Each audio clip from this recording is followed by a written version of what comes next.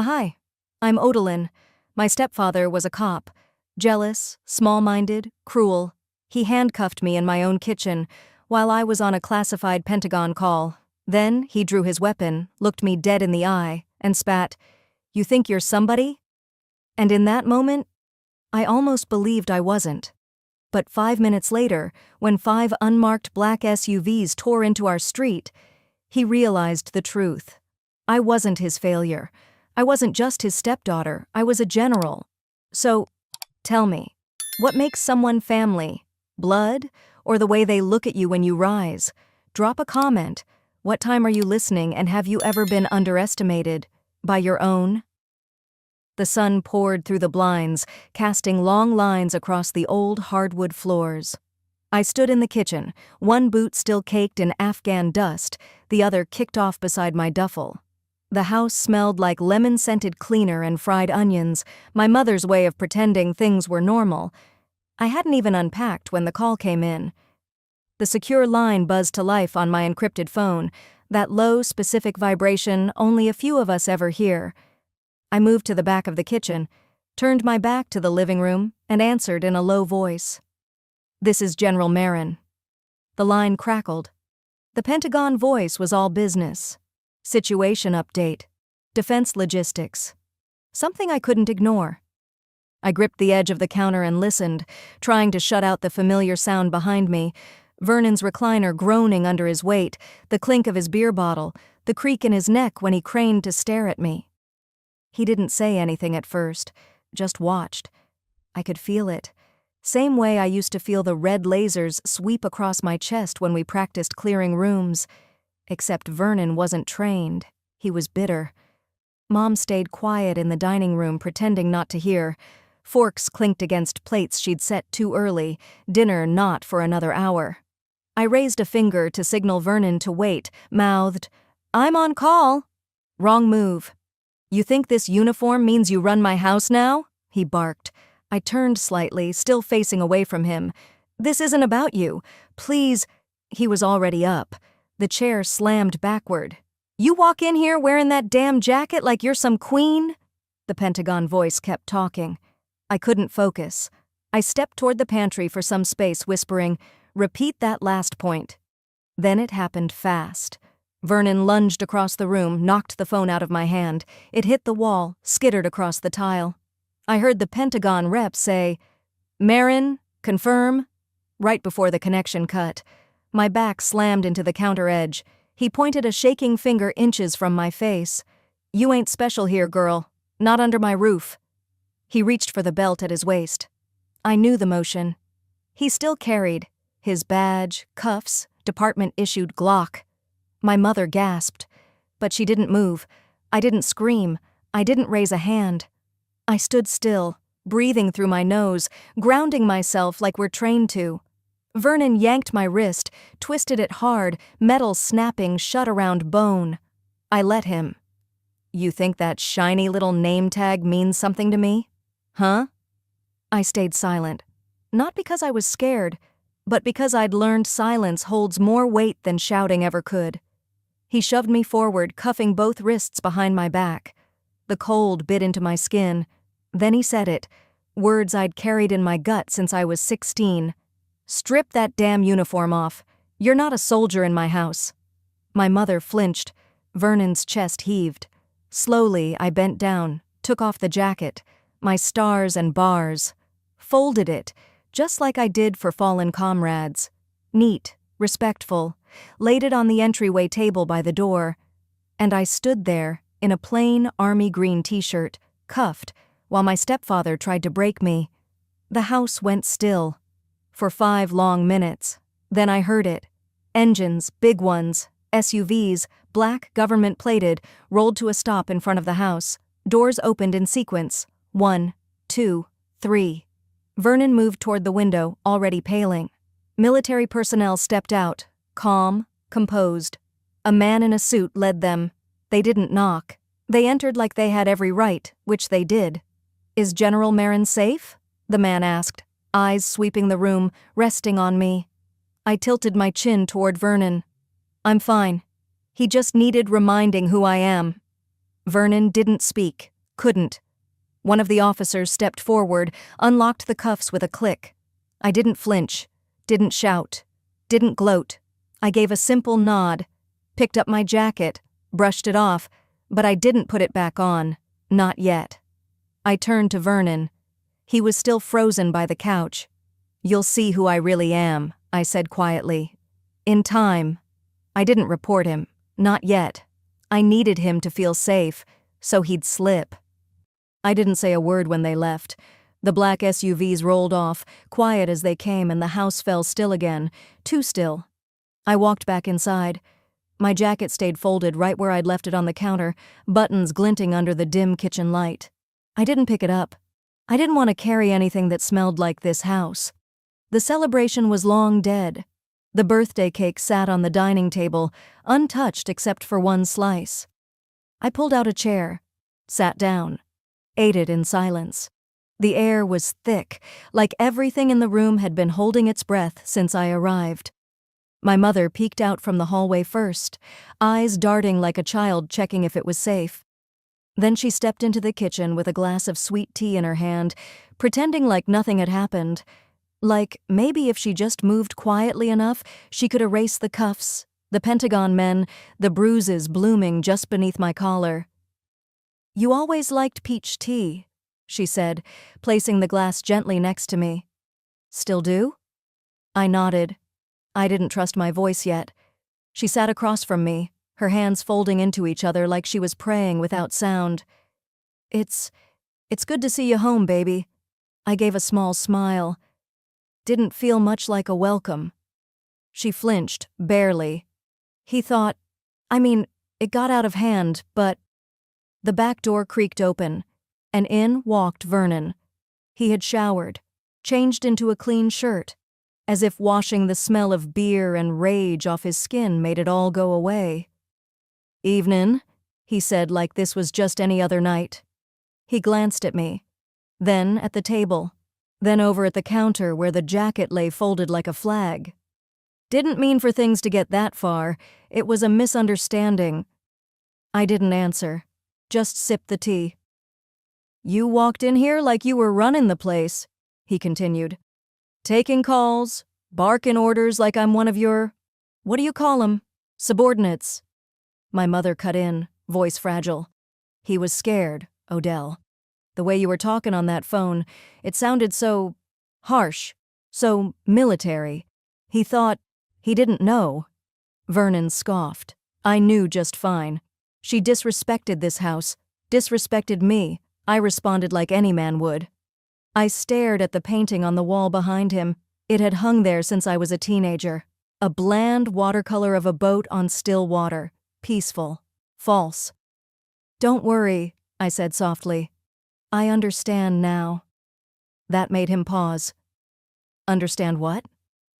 I looked down at my plate, used my fork to scrape off the last bit of icing. "I've been gone too long." He smirked, as if that settled something, as if I'd bent. "Well, that's true." My mother laughed nervously. "Let's not keep rehashing tonight. It's late. Let's just be glad you're safe, and together, for my birthday." But we weren't together. Not really. We were just sharing air. Vernon started clearing plates that didn't need clearing. "Don't start with that sulking business. You're not a kid. You come into a man's house, you respect how he runs it." That word again. His house. I leaned back in my chair, eyes roaming the room, same wallpaper, same chipped clock ticking on the wall. But the photos, they told the real story. A framed clipping from the local paper when Vernon made sheriff, another from when he was honored at the Rotary Club, his face always front and center, but nothing of mine. Not the award I got for Afghanistan, not the photo with the Joint Chiefs, not even the graduation picture I sent her from West Point, like I never happened. I turned my head slightly. The kitchen light hit the folded jacket just right, catching on the 4-star insignia still pinned at the shoulder. I stood up slowly, walked to the counter. I thought about throwing the patch away, stripping it off and tossing it into the trash like Vernon wanted to. But I didn't. I opened the drawer next to the sink, pulled out a clean Ziploc bag. I unpinned the insignia and slipped it inside, pressed the seal shut, placed it back in the drawer, out of sight. Then I turned to face them both. "I'm gonna stay through Sunday," I said calmly, voice even, "just to help Mom with things." Vernon frowned. "Didn't you say you were flying back tomorrow?" "I changed my mind." He squinted at me, trying to read what wasn't on my face. "I thought maybe we could use some time, reconnect." My mother smiled faintly, like she wanted to believe me. I walked over and kissed her cheek. "Happy birthday, Mama." Then I turned to Vernon. "Thank you for the dinner." He narrowed his eyes, but I didn't wait for a response. I picked up my overnight bag and walked toward the back hallway. My old bedroom still had the same creaky floorboard near the door. I stepped over it without thinking. Muscle memory. Once inside, I closed the door, sat on the bed, pulled out my phone. There were 5 messages from command, one from a number I didn't recognize. I ignored them all. Instead, I typed just one thing. "Change of plans, I'll stay through Sunday, need more time." Then I powered down the phone, placed it on the nightstand, and looked out the window into the dark yard beyond. He thought this was over, but I hadn't even started. I woke to the sound of soft rain tapping the window and the distant hum of a lawnmower struggling somewhere in the neighborhood. For a moment, I just lay there, staring at the same off-white ceiling I had memorized as a child. Funny how even a ceiling could bring back the taste of silence, of fear, of holding my breath every time the front door slammed. I pushed off the quilt and sat up slowly. The room was almost untouched since I left for basic. Same faded wallpaper, same corkboard with a few pushpin holes still in it. But the air was different now, still and watching, like even the walls had learned to wait. There was a closet door to my right, slightly warped at the top corner. I reached out and ran my fingers over a shallow dent there, not too deep, but permanent. I remembered it clearly. I was maybe 9. Vernon had stood in that doorway, arms crossed, lips tight. I'd said it plainly. "You're not my dad." I didn't even yell, just stated it, and he'd responded with silence, followed by a slam so hard the doorframe cracked. My mother had cried that night, not because of me, but because she knew I wouldn't take it back. I shook the memory off and knelt beside the bed. Some part of me already knew it would still be there. Sure enough, tucked deep under the frame was a beat-up cardboard box with black marker scribbled across the top. "Junk, do not open." I lifted it onto the bed. The cardboard crackled like old bones. Inside, a pile of mismatched school papers, broken pencils, and a drawing, folded and torn in half. My drawing, crayon lines on faded paper. A man in uniform, smiling, with "My Daddy, Best Hero" scrawled underneath in uneven handwriting. I had drawn that the year before my mom married Vernon. The tear sliced right through my father's face. I placed the pieces together on the bedspread and stared at them for a long minute. Then I folded them again, gently this time, and slipped them into my jacket pocket. Downstairs, I could hear the soft clatter of dishes and the buzz of the morning news. A commercial for car insurance played too loud. I stood and opened the door slowly. Footsteps padded against the carpet as I made my way down the hall. Vernon was at the door, adjusting his badge onto his belt. "Community patrol meeting," he said casually, grabbing his thermos. "Back in a couple hours. Might swing by the range afterward." He kissed my mother on the cheek, gave me a nod, not quite friendly, not quite a warning, and walked out without another word. The door shut. A second passed, then 2. I waited 5 full minutes. Then I stood, walked to the kitchen, grabbed a tea towel, and slowly made my way to the far end of the house, to the small converted office Vernon claimed as his command post. The doorknob was coded, of course. I'd seen that change over the years. He liked security more than privacy. But the mirror at the end of the hallway caught everything. Just yesterday, I'd watched Mom walk in with a rag and wood polish, saw her pause at the pad, punch in a 5-digit code. I'd memorized the angle of her hand. I tapped the keys, in order, 5, 2, 8, 1, 0. The green light blinked. The door clicked. The room smelled of old cologne, worn leather, and paperwork. A stack of old case files sat beside the printer.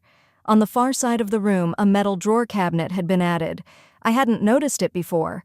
On one drawer was a strip of masking tape with 2 letters in bold marker, OD. I froze. No one else in the family shared those initials. I stepped closer and pulled the drawer open. Inside were several folders, each labeled and neatly clipped. I lifted the top one. It was a redacted field report. My name at the top. My unit. Black bars covered several lines. Another folder had photos. Me in uniform, some candid, some clearly taken from a distance. A third one held a copy of my security clearance application. My eyes caught on one page, and my breath caught in my throat. His signature, Vernon's, circled in red ink with a note next to it. Authorized reviewer. Background referral. I kept going, hands trembling slightly now.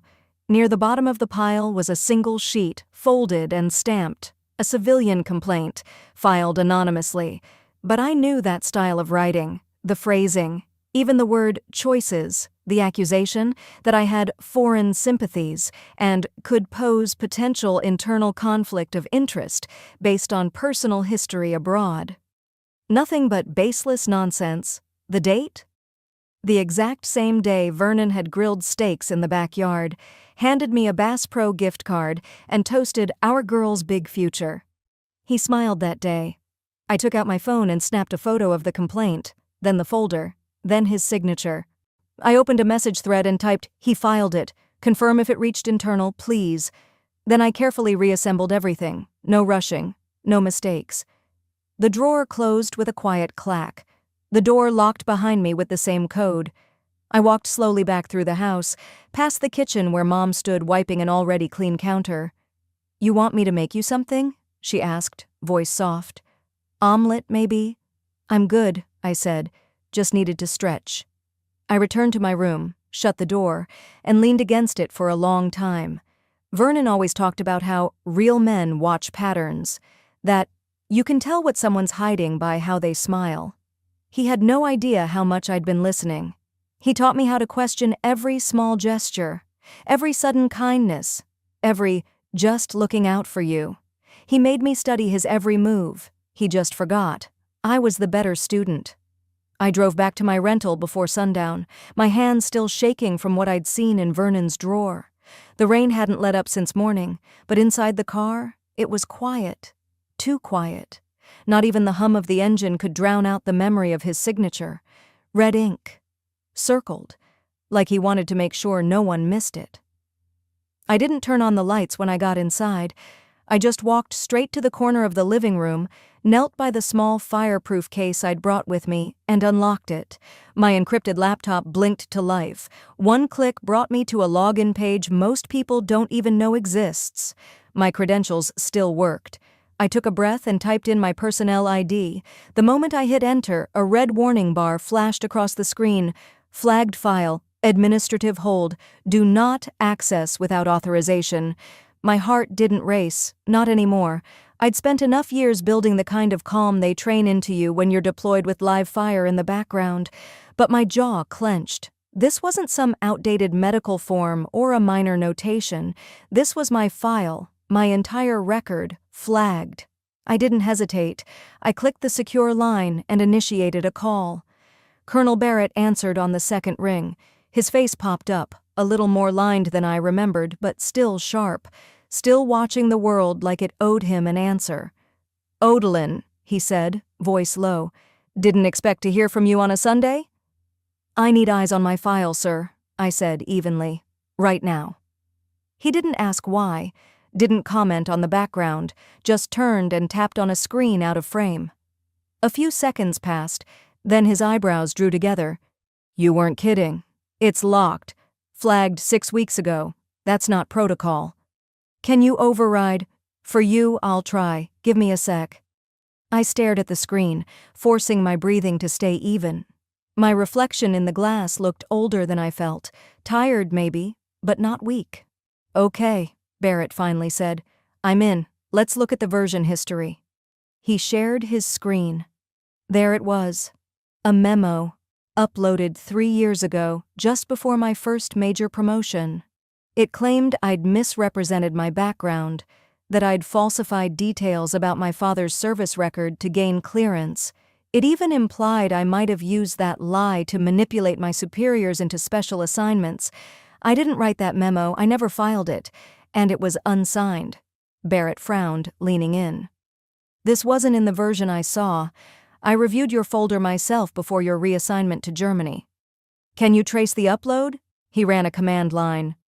Looks like it was uploaded from a civilian precinct terminal, no military IP attached. I stared at the timestamp, March 14th, 3:27 p.m. Barrett kept digging. Then his face went still.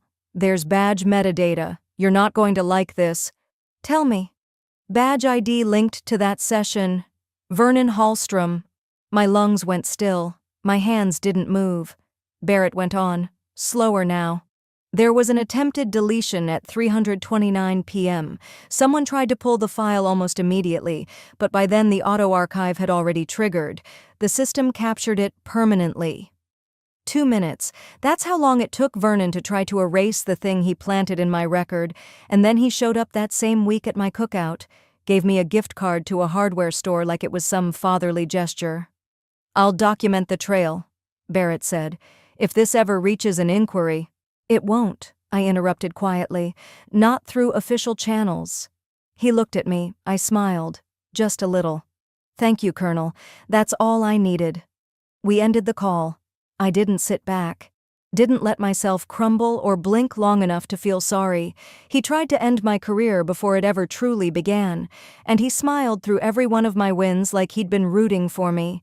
I clicked through the records, copied the full metadata, IP trails, logs, and user access reports onto an encrypted USB, one I kept in a drawer under false documents disguised as an old ID card from deployment. Then I opened a new contact line. It rang twice. Inspector General's office, a clipped voice answered. This is off the record, I said. I need a meeting, no names, no paper. There was a pause. Understood. Do you have clearance? Level 6. I'll send coordinates through secure channel. Expect a call tomorrow. I hung up. Then I placed one more call. The number hadn't changed in years. It picked up with static. You better not be asking me for money, I smirked. Remember Kabul? When I got your equipment through customs, no questions asked? A grunt. You're caching that chip now? I am. What do you need? Access, discrete, and a mirror image of a precinct server from March 14th, 3 years ago. Give me 48 hours. I ended the call. Back on my laptop, I created a new folder and typed the name slowly. Operation Stepfather. The kind of name you don't forget. The kind of betrayal that teaches you one thing above all. I didn't need revenge. I needed witnesses. That thought echoed in my mind as I stepped out of the rideshare in front of the precinct. I'd deliberately chosen to wear jeans and a plain navy blouse. No medals, no rank, just me, Odalyn. A woman whose silence had outlived its usefulness. Inside, the fluorescent lights buzzed low above the front desk. The usual chatter of officers was absent in the hallway leading to the community liaison office. As I walked through, a few uniforms glanced up and then back down quickly. No smiles, but no glares either, just distance, like they weren't sure what I was anymore. Officer Hall opened the door before I could knock. Early 60s, gray streaks framing a calm, perceptive face. She had that look older women get when they've watched generations of men make the same mistakes and survived to keep working anyway. Well, I'll be, she said, stepping back to let me in. Been hearing some things about your record, General. Or should I say, ma'am with unfinished business. Her voice was kind, but with enough edge to let me know she didn't do small talk unless it served a purpose. Let's just say, I replied as I slid into a seat across from her, your precinct might have a problem behind one of its own doors. She raised an eyebrow but didn't interrupt. I opened my laptop, turned it toward her, and tapped the file I'd pulled from the archive. Someone used this building's terminal to upload a forged federal memo. It was meant to derail my military trajectory. Almost worked. She leaned closer. Read. Then leaned back. Expression unreadable. You don't look like a woman fishing for drama. I'm not, I said. I'm fishing for rot, because it smells like it's coming from that badge number right there. Hall stared at the log, then let out a slow breath. I'll need to verify, officially. But off the record, we've had whispers. Complaints too quiet to be actionable, nothing concrete, just neighbors saying they heard things. Saw things. My throat tightened. From the house on Winter Maple Lane? Hall nodded once. People say your mom don't come out much, and when she does, she walks like she's bracing for something. I didn't respond. There was no point in saying what had been obvious for years. Odalyn, she said softly, you understand this won't be fast. Or clean. I'm not here for clean, I said. I'm here for light, the kind that makes roaches scatter. She sat back, folded her arms. We'll begin the audit tonight. Badge activity logs, terminal access timestamps. It'll take a few days, but I'll keep you posted. I nodded. That's all I needed. As I stepped out of the precinct, the light had shifted, late afternoon sliding toward dusk. I didn't head home. Instead, I followed the scent of grilled meat down the road toward the park. The neighborhood BBQ had become something of a tradition every summer. Burgers, lawn chairs, half-warm beer, and overcooked ribs. I hadn't been to one in years. Vernon rarely let us, said they were a waste of time with people who didn't pay your mortgage. Today, though, he wasn't there. I walked past the playground, nodded at a few unfamiliar faces. Then someone called my name. Odalyn? I turned. Mr. Hatcher, retired Marine, still stood like he was ready to report for duty. He stepped forward, eyes scanning my face. I didn't know if you'd show. I wasn't sure either. He glanced toward the grill, then leaned in. That man, the one you live with, he treats your mother like she's furniture. Been going on a long time. I didn't answer. Couple years back, my wife saw her with a bruise across the cheek. Your mom said it was from falling on a doorknob, but that wasn't no doorknob. Another neighbor, Mrs. Langston, joined us, carrying a paper plate of corn on the cob. And he told people you got kicked out of the military, said you were a national disgrace. I remember him saying it real clear at the block watch meeting, like he was proud. I didn't blink, I just said, thank you for watching, even if you didn't speak up. They both looked ashamed. Hatcher cleared his throat. We didn't know what to do, and with him being a badge, my phone buzzed. I glanced down. Officer Hall, badge audit launched, IP and login confirmed. You weren't wrong. I slipped the phone back in my pocket. Over near the benches, a few kids chased bubbles while someone tuned a guitar. Smoke from the grill rose into the soft orange sky. It looked like any other evening in suburbia, except now the silence was finally cracking. He made me invisible on my own street, turned my reputation to ash, and left my mother isolated behind drawn curtains. But he forgot one thing about ghosts. They remember. And when they speak, people finally listen. I reached into my tote and pulled out a small envelope. White, unsealed. On the front, in plain handwriting, for Mom. Inside was a letter. Not of accusation, but of truth. And a note about a safe deposit box she didn't know existed, with documents she deserved to read. I stood quietly at the edge of the crowd for a few more minutes, then turned toward home. I left the envelope just outside her door.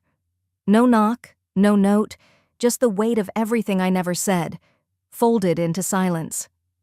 By 9:30 the next morning, I was standing in the county courthouse, the light too bright, the tiles too clean, and the air too still for how much fire was sitting in my chest.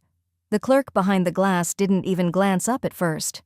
Next, he said, like I was just another paper in his pile. But when I slid the affidavit across, his eyes snagged on the top line. Police misconduct, federal interference, unlawful detention. He adjusted his glasses and read again, slower this time. Is this, ma'am, are you serious? His tone had shifted, less routine, more caution. I reached into the folder and pulled out a laminated copy of my military ID, then my badge. The original one I hadn't worn in years but had never stopped earning. I laid it flat. I used to be quiet, I told him, steady. Not anymore. He gave me a short nod and called over a security officer to escort me to a side room where an investigator from Internal Affairs was waiting. That's how I met Reyes. She didn't look like what I expected. No stiff suit or cold detachment. Just a calm woman in her 40s with a notepad and eyes that had seen too much. She extended her hand, firm but not performative. "Odalyn, right?" she said. "We've been reviewing the preliminary logs. You weren't wrong." I sat across from her in a room with no windows, just beige walls, a table, and a sense that everything was finally starting to move. She continued, flipping through a printed report. "Your stepfather accessed restricted precinct surveillance twice last month, and we found evidence of a deleted file dated the same night you were held." I didn't blink, just reached into my purse and handed over the USB. "I figured he might try to scrub it," I said. "He didn't know I had a mirror drive running on the home system. Every move he made, every file he touched, copied in real time." Reyes looked at it, impressed but careful. "You'll need to testify to chain of custody. But this might be the break we need." I nodded once. That man built a prison out of silence. It's time someone opened a door. When I stepped out of the IA office and into the hallway, I spotted Vernon pacing like a man with something clawing at his insides. He didn't see me at first, but 2 officers standing nearby did, and one of them leaned toward the other. "Did you hear?" he whispered, not even trying to lower his voice. "IA's on the warpath. Word is, it's someone from inside." Vernon turned around just in time to lock eyes with me. His jaw tightened. He strode toward me in long, stiff strides, the kind that tried to look confident but screamed nerves. "You don't know who you're messing with," he hissed, voice low and sharp. I stopped walking, turned to face him directly. "Actually," I said, "I do. And now, they do too." He froze for a beat, just enough to register that the balance had shifted, just enough to know that whatever power he thought he had, it was crumbling under his own feet. Before he could speak again, my phone buzzed. A message from Reyes. "If he contacts you again, let me know. We'll handle it. You're not alone." For the first time in years, I actually believed that. The precinct parking lot was quiet when I walked out, still early enough in the day that the heat hadn't set in, but the tension clung like sweat. I got into my car and sat still for a moment, fingers wrapped tight around the wheel. He spent years teaching me to fear.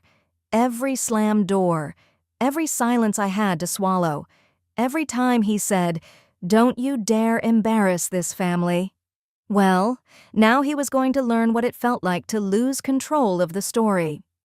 An hour later, I got confirmation that IA had moved forward with formal investigative steps. When Vernon returned to the precinct around lunch, I wasn't there, but 2 officers were. They waited inside near the front desk, neither of them in a rush, both of them wearing expressions like this was just another Tuesday. But it wasn't. Not for him. A phone rang. A young officer, probably no older than 25, answered with the usual greeting. But his face changed as he listened. His eyes flicked toward Vernon, then stayed there. He lowered the phone slowly. "Sir," he said, voice tight, "you need to come with us." I wasn't there to see Vernon's face, but I didn't need to, because he didn't come home that night, and around 7:40 my phone buzzed again. This time it was my mother. Her voice was shaking. "He didn't come home," she said. "They said something about an investigation. Odalyn, what did you do?" I stared at the screen. Then I said the only thing I could. What I had to. I had just shut the apartment door behind me, a copy of the case file still in my hand, when my phone lit up and buzzed. "Mom." I didn't answer right away. I just stared at the screen, her name blinking at me like it hadn't in months. Then it stopped. 2 seconds passed, then again. I picked up, not out of concern, out of knowing. This was the call. Her voice was low and, for once, not sharp. "He didn't come home." I said nothing. I could hear her trying to swallow whatever pride she had left. "They took his badge." Still, I waited. There was a rustle, maybe her pacing. Then she asked, "What did you do?" I leaned against the wall, eyes closed. What I should have done the day you let him lock that door."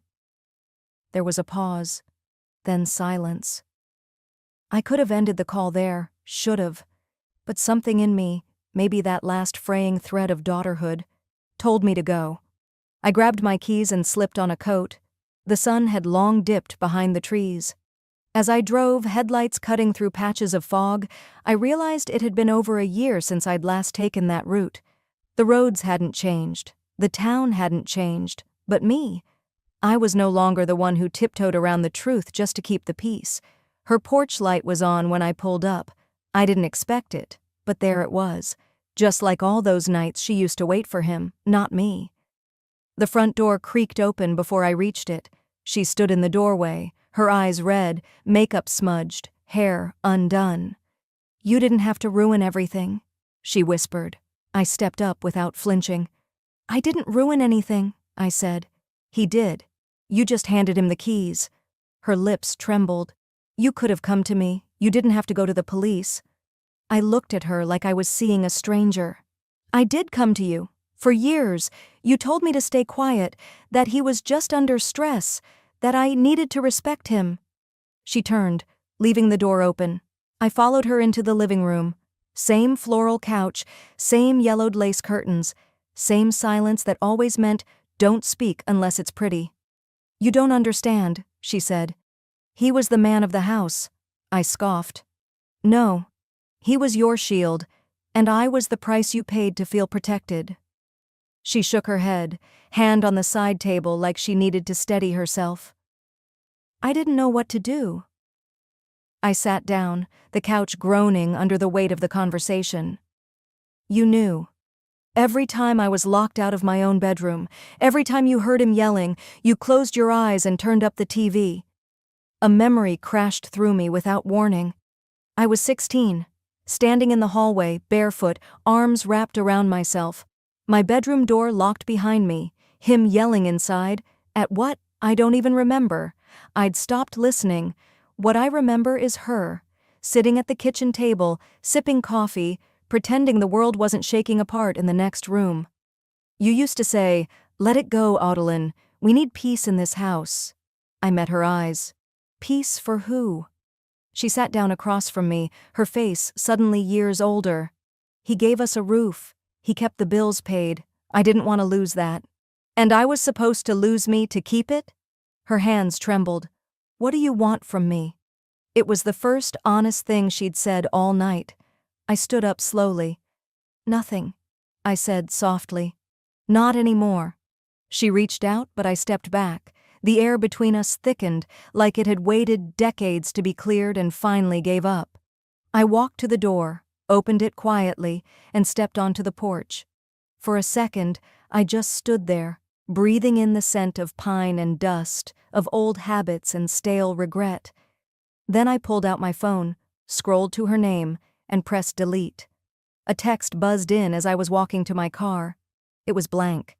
I didn't reply. 2 weeks passed. I hadn't heard a word from Mom, not since I walked out of that house and deleted her number before the door had even shut behind me.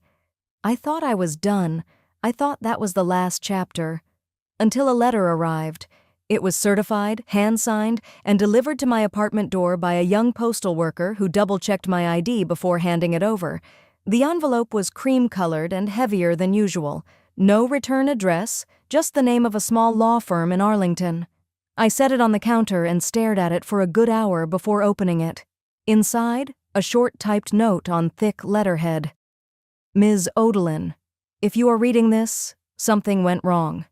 Vernon entrusted us with this letter and its contents under strict instructions.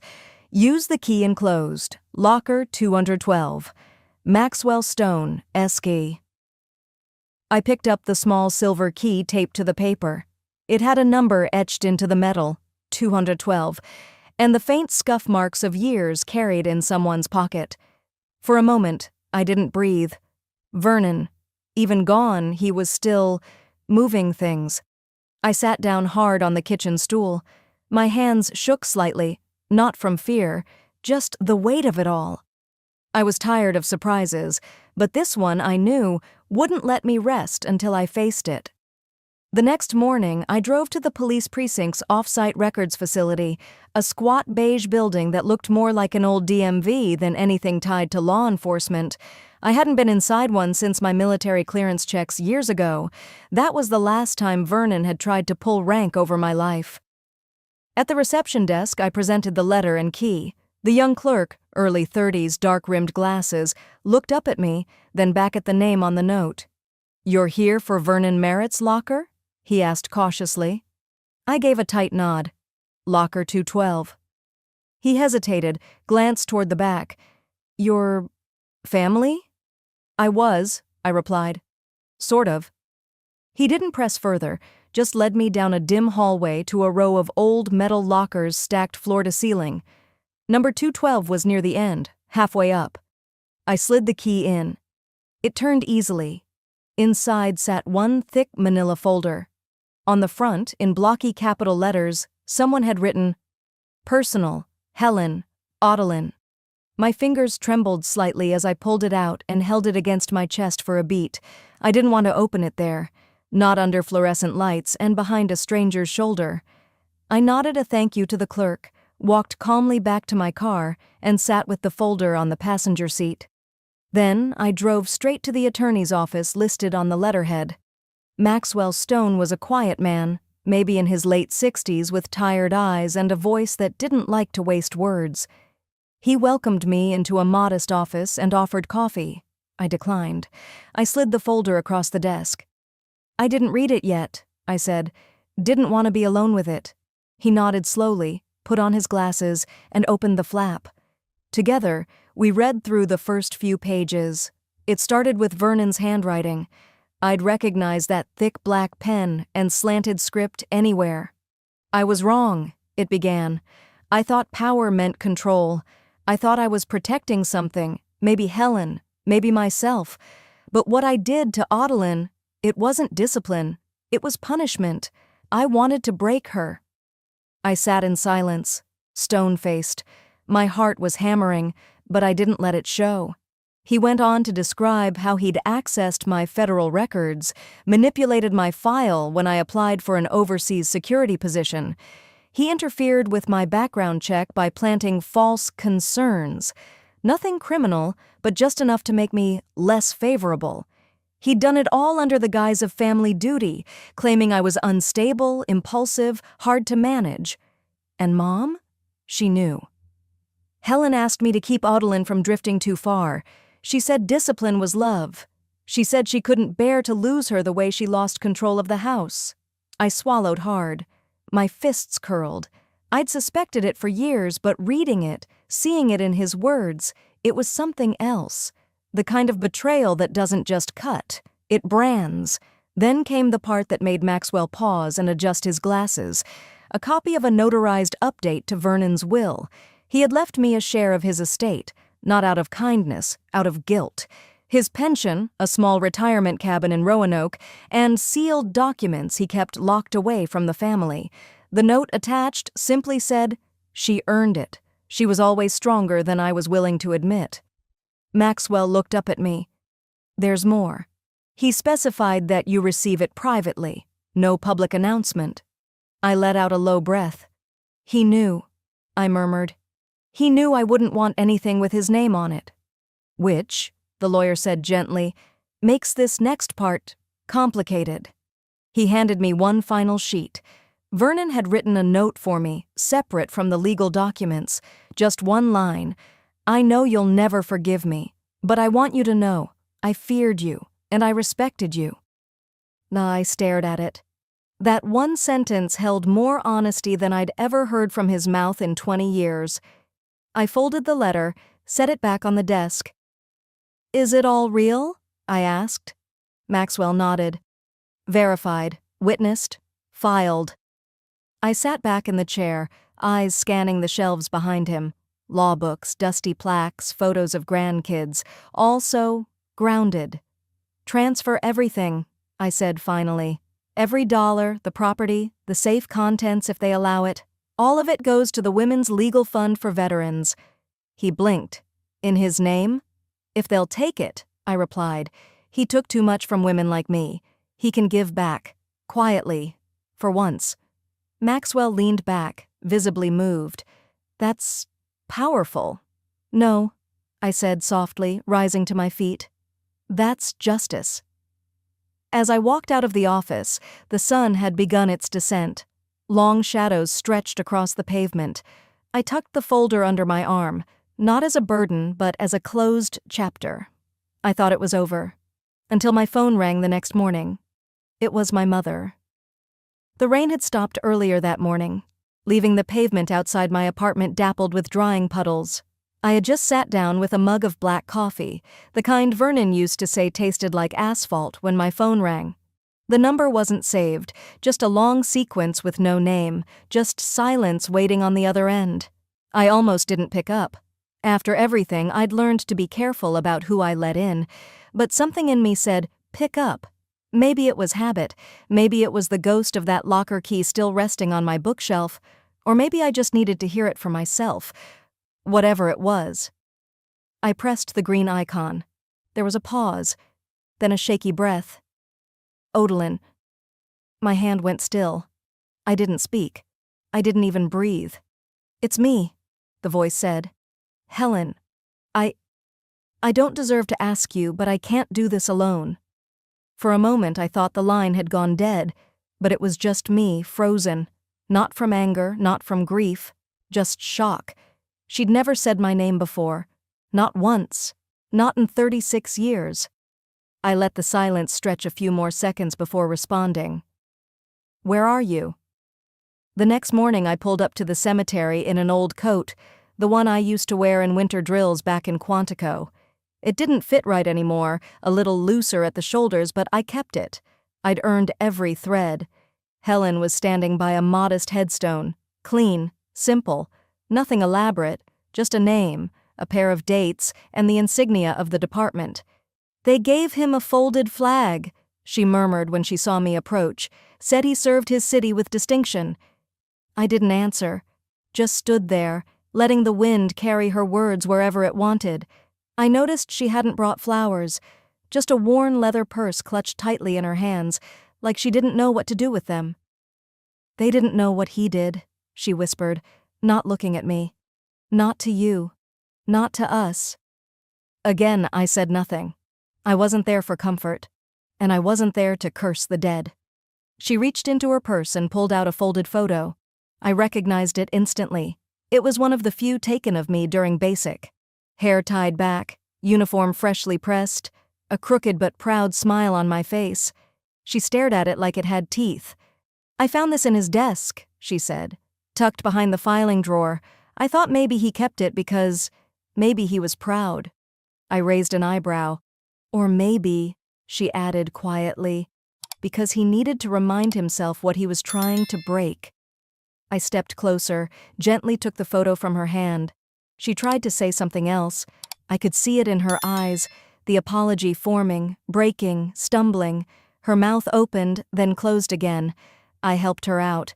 I don't hate you, Mom, I said, but I've stopped needing you to see me. That landed. Her shoulders dropped a little. Not from defeat, just release. I knelt down and placed the photo by the headstone, not for Vernon, not for her. For me. Then I stood. She didn't reach for me, and I didn't look back. The gravel crunched beneath my boots as I walked away, each step solid and clean, like I was finally leaving a room I'd been trapped in for far too long. Back home, the sun had dipped behind the ridge, casting long gold streaks across the hardwood floor of my apartment. I opened the window in my bedroom. A breeze swept in, cool and soft, rustling the sheer curtain and brushing against the small shelf where my medals rested. I didn't glance at them. Instead, I opened a manila folder I'd left on the dresser. Inside were printed forms, some handwritten notes, a checklist from the agency. Adoption prep. I ran a hand over the paper, feeling the weight of it. Not regret, not revenge, just something new, something mine. Sometimes what we really need isn't an apology. It isn't even justice. It's just to hear our name, once, spoken by the person who never did, and to realize we don't need to hear it again. Do you think I was too cold? Or maybe just finally free?